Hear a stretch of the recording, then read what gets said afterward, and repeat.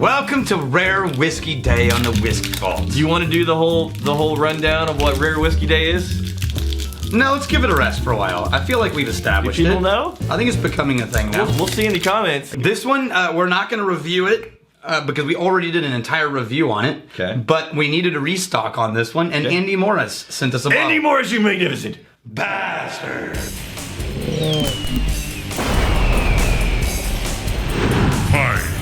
Now I want to keep it up here just in case. Okay. Because Patrick Larkin sent us a Steamboat version of Wyoming whiskey. Patrick Larkin, you magnificent Bastard.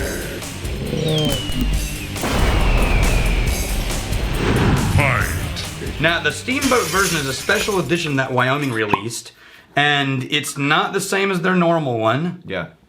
So, I always try to remember, like, the whole, heads up, the transparency, whatever. We, in our private venture, have purchased a barrel of single cask from Wyoming. And sold it as an independent bottling release. Back in the day, we don't have any type of connection with this. No. We have sourced from them before. Yes. Okay. So we know we like Wyoming as a distillery. And we source from them because we really like their whiskey. Yes. Okay. Now, this is 5-year-old whiskey, which is the age typically that, from what I understand, that's where they're pulling their private barrel selections from. Okay. As their 5-year-old whiskey stock. Yeah. But they did this one for themselves. Yeah. It's called Steamboat, named after a really famous photo of a guy riding an unrideable Bronco. Yeah. Okay. So, on the nose, I'm getting that alcohol ding mixed in with this creamy vanilla under it. Yeah. Alcohol ding, like ding, but then This does not smell like any Wyoming I've ever had before. Nope. I don't get the eucalyptus. No, me either. Not in the nose anyway. Yeah. I'm actually getting more of almost a varnished wood. Yeah. It is much more metallic woody. Yeah. At the same time. I saw you taking a sip while I was in the middle of the nose, and I almost did. Because I try and sip along with you, so we're on the same page. It was just poured it down your mustache. Right. It's a technique called mustache filtering. It's the maximum nosing. You stick your lower lip out in your tongue, and then you pour it through your mustache. Maximum nosing technique right there. Just pour it right up there. Well, it's just really mild. Like, while we were talking, the palate vanished, and I didn't get a chance to pay attention to it. It went away so fast. So, the nose has more presence than the taste so far. Yeah, the nose is dramatically a combination of really sweet vanilla bread, like a pound cake, right, mixed with wood and varnish. Yes, the varnished wood. That's the thing that's making it unique and interesting with that. Because the oak will present itself in a lot of different ways. You get the charred, you get the really kind of old antique dusty wood. The palate is identical. Varnished wood. Okay, we have a lot to get through. Remember, we're supposed to be doing first impressions on Rare Whiskey Day. But I want to compare the Wyoming original just to make sure that I'm not going crazy. Right. And that's not all in the original. No. Oh, yeah, the original. I promise you that's going to be very different. Even on the nose. Very different. I much prefer the original. Yeah. It tastes like black tea and eucalyptus and richness and goodness. This one is prettier, a little lighter. You're talking about the Steamboat? The Steamboat's a little creamier and but the weird thing is that the varnished wood gives it this weird sour until you taste it. Right. And then it ends in that bready vanilla. You say prettier and lighter. For me, that varnished wood note is so dominant, I can't say lighter, I can't say prettier. Oh, well, I think we... Different Here's what's weird is, I think we 100% agree on the flavor profiles. Yes, but it's we're characterizing it in different ways. We really are. All right, but I agree. I do like the original is superior. I do. Yeah. But the Steamboat is a really interesting... Now, here's what I would do. If I was at their distillery, I would love to be able to taste these side by side as an example of how different the same whiskey can be from barrel to barrel. It's the same mash bill? And release to release. Interesting. And so that's a really amazing taste comparison. Right. But if I just bought a bottle to drink, I prefer the original Wyoming. So usually from barrel to barrel, you're going to get like 10 to 15%. I'm saying this is like way more than this is full on 25%. Easily. 25 easy percent. Yeah. Yeah. Okay. All right. You could have told me this was a different distillery and I would believe you. All right, moving on. Yep. To Tattered Flag. Okay. 2 bottles, a gift from Garrett Rain. Garrett Rain, you magnificent bastard.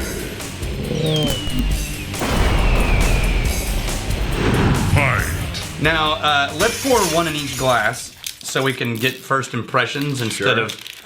Okay, just smell. Don't touch anything. Right. Just smell in this general vicinity. Yes. No, don't touch anything. Set it down. Hold on. Just smell. You don't tell me how or when or even why. Smell in the general vicinity. What do you smell? My nose. This is a delicate instrument. Oh, sweet Lord. The fame's going to his head. He's getting a prima donna. What are you smelling right here?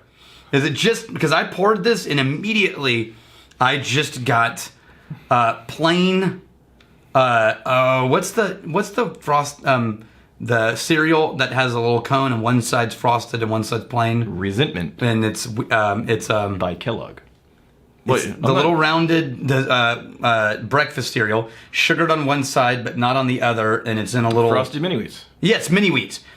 Remove the frosting. Okay. It smells like poured mini wheats. Can I nose the whiskey now? Yeah, Daniel? it's all grain. Now you have the single malt unpeated, and I have the single malt peated. Look at how cloudy that is for one. Yeah. This is a thing where it's unsure filtering, but this smells just from the bottle like walking into a distillery while it's in production. Okay. It smells like the ripe apple fermentation tanks and the distillation tanks are in full motion. bready ripe apple. Really bready. Yeah. I mean, this reminds me of when Deb gets to the end of a run and starts cleaning out tanks and things like that. Mm-hmm. They went so low on the cuts on this that it's this funky, musty. So this is the single malt. Yeah, and this is the peated version. Now, I'm getting a lot more out of this. The single malt has a nose that's twice as dramatic as the peated. True. And I don't know why, but this is a cleaner look. Ripe apple breadiness. And then the bread just dominates, man. It's a lovely nose. It's a rich nose, but that breadiness really and that really even in the super ripe apples. It's just all bread. It's hard to find that peat. Honestly, you could have told me this was an unpeated whiskey, and I would have believed you. I'm not really finding those telltale signs of peatiness. It also reminds me of the smell of ocean water tanks. Now, you know what? I actually really like the nose on both of these. So I've, if you go to the coast, you go to a lot of the, where they're pulling ocean water tanks full of fresh catch, and I get a little bit of that smell. Fresh water tanks. Much from a boat. Oh. Much more subdued. Yeah, but there's almost a savory note to it, like a teriyaki. It just rips. Well, it's the character teriyaki, not necessarily like this teriyaki flavor, but that just wrapping around, presenting as a dense layer. Man, that is funky. Follows all the way through. If that is not my home turf. I kind of dig it, man. It's a funky adventure. Yes, it is, and it's an adventure that I am just frolicking down the path of merriment. The peated smells a lot more like a really classic Scottish peated blend. Are you getting, where you've got a peat in the blend? Are you getting peat on the nose? Mm-hmm. I'm getting no peat on the nose.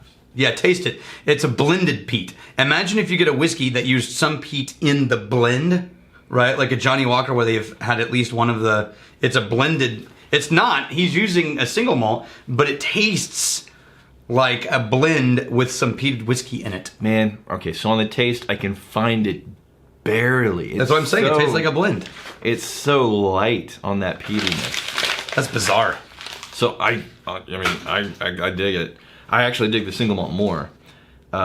Just for the nose of that super bready character, this really, really rich, overly, not rotten, but super ripe apples on the nose, and then you get into the taste, and it just turns into this surprisingly stable, steady, thick layer of sweet savoriness. All right, this is all Garrett Rain from here on out. Kinsey is from Garrett. Kinsey so he sent us a whole bunch of Pennsylvania stuff, just like the last one was. This is from Philadelphia, which I actually think is just an astoundingly beautiful city and is named wrong. Because the phonetics of Philadelphia make you think you're getting Detroit. But if you've been there, it's a city of rivers and bridges and beautiful buildings and art and astounding food. Philly. And great culture. You know what I think of when I think of Philly? Cheesesteak? Fresh Prince of Bel-Air. Oh, of course you do, yeah. Anyway, so this is squarely in Millstone Spirits Group. You're going to go right down the middle of the bourbon road here. So these guys revived 3 different brand names, and it was from the New Liberty Distillery, which we've actually done stuff off, and the Heritage Series, which we've done stuff on. But this is Kinsey, and this is their 4-year-old bourbon. Nice big fat cherry on that nose. This is a 51% corn, 49% barley. So a balancing act No rye. between molasses and honey with the cherry dominant. This is a truly interesting bourbon. Yeah. Well, interesting, but also squarely in traditional. No, there's no question it's bourbon. Yeah. But the lack of rye makes this nose truly interesting. Rich, but it doesn't get loud and pointy with that nose. It just swells up with this cherry and molasses honey, and then takes you right up to the limit of it being almost a little bit too much in any given direction, but there's kind of a citrus note in there. Not over the line. Citrus, you say? You know what I mean? What kind of citrus? Like fresh squeezed. Either lemon, lime, no. It's too not sour enough for that. Oh, that tastes nice. It's a lovely bourbon. This is a classic 4-year-old, really well done bourbon. Oh, the richness on that. Rich, voluptuous. Dude, I'm saying the word. This is so good. Voluptuous, classic bourbon notes. This is a whiskey that tastes like the label looks. Oh yeah. Like if you got this label, you would expect to drink this, and that doesn't often happen. Yep. But this is good, man. This is pour it for fancy guest decanter whiskey. It's better than deluxe. But it does have all the classic bourbon notes. Although there's a missing spice, and so it doubles down on the brown sugar and maybe orange. Brown sugar, and then maybe a little bit of oats. A little bit of oats hidden underneath there. All right, we got one more from Garrett Rain. Oats. This time it's a rye, also from Pennsylvania. Okay. This time from Lancaster. Okay. And this time... You got another note? Yeah, he's serious about notes, man. This is shows you what it is. Oh, God, there's a... There you go. Tried this and liked it. Wonder if it could be the rye wheat whiskey you have been hoping to find. Rye wheat. Interesting, Garrett. Interesting. This is Thistle Finch. This is Lancaster. Okay. 60 rye, 30 wheat, 10 barley. No corn. All right, this is what I want you to do. This is what I want you to do. You're going to nose this. You're going to nose this 2 times. You're going to shut the hell up. You're not going to say anything. Okay. On the 3rd time, nose it, and then you can say something. Okay. Go ahead. So no corn in this rye mash bill. Got it. Which is very weird. Yes. It's rye and wheat, yeah? Ooh.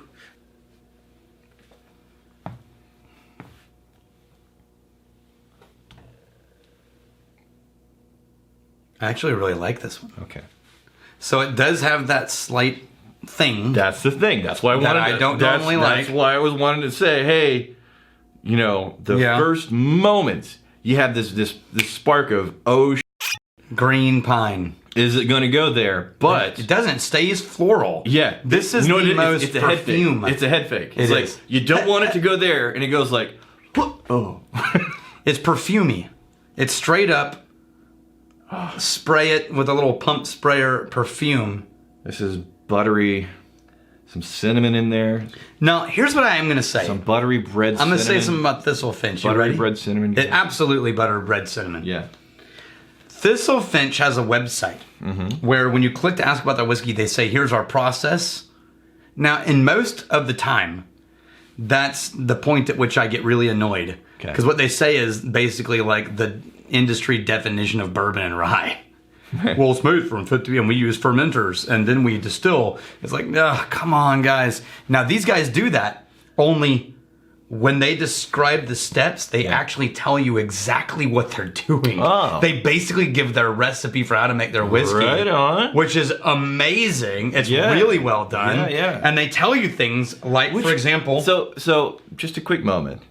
Because if you're coming from a craft position in the marketplace, that's like one of the most brilliant, smart things you could do. Because the only people that are really going to be, eager to try your stuff, it's going to be whiskey nerds or people that are super local. Absolutely. But for the most part, it's like, whiskey nerds, it's craft, something new, want to see what's going on, interesting mash bill, and to give them that layer, that detail, that deeper context of what's happening here. That's brilliant. That's smart. That's amazing. Unfortunately, it's so rare in craft. Yeah. Craft is they try to do and say the things that the big guys say. They hold things it's like, with a no, tight fist. You have different rules. Yeah. Totally different ball game for you. And Thistle Finch gets that. So they actually distill grain in, which, most people will mash. Yeah. And then you drain out the grains and ferment the wort, right? Yeah. And then when you distill, you're distilling a mostly clean liquid, right? They take the grains all the way through to the still. Yeah. So it's this porridge at every step of the process. Number one, you realize how hard it is to clean equipment like that. Yeah, I mean, the work involved. Right. But they think that it adds more flavor to the whiskey. Okay. And two, they ferment with, as they call it, hot and fast. Yeah. They keep it only cool enough to keep the yeast from dying. Oh, right on. And that's it. Yeah. Which gives it a lot more of these funky, that's Balcones style. His character. He's got Right? character, yeah. 3 to 4 day fermentations, hot and fast, get it done.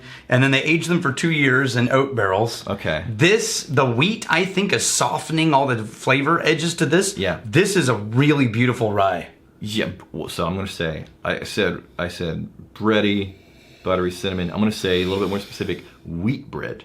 It's a wheat bread. It is absolutely opening a fresh loaf of wheat bread. Yeah, with the buttery and the cinnamon there.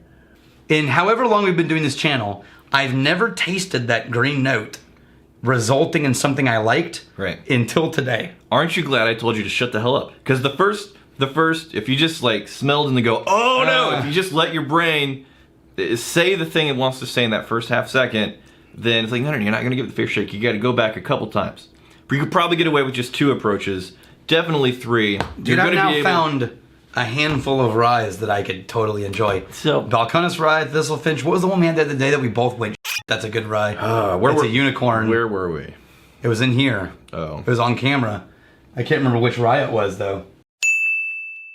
Right? And then a little sweet tea finish there. Yeah. Little sweet tea finish. All right, I think we did it. Here's to fighting, stealing, and drinking. If you fight, may you fight for a friend. You steal, may you steal a lover's heart. And if you drink, may you drink with us. Hey, thanks for hanging out with us in the Whiskey Vault. Don't forget to throw in a like, hit that subscribe button on the bottom right, and drop a question or comment down below.